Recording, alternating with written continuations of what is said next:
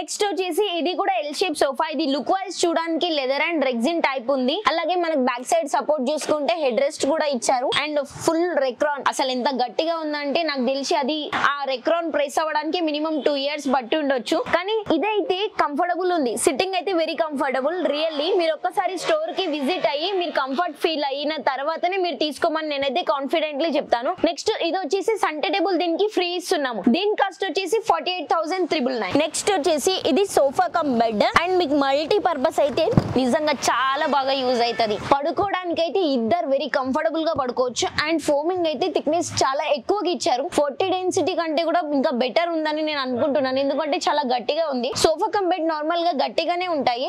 మనం యూజ్ చేస్తూ ఉండే కొద్దీ అది కొంచెం సాఫ్ట్ అవుతూ వస్తుంది. అండ్ బ్యాక్ సైడ్ లో కూడా మనకు neck support and back support అనేది ఈక్వల్ గా ఇచ్చారు. మనకి ఎప్పుడైనా ఫీల్ తెలిసేది సోఫాలో నెక్ అండ్ బ్యాక్ సపోర్ట్ ఉన్నప్పుడు మాత్రమే ఒక సోఫా ఫీల్ మనం ఫీల్ అవుతాం.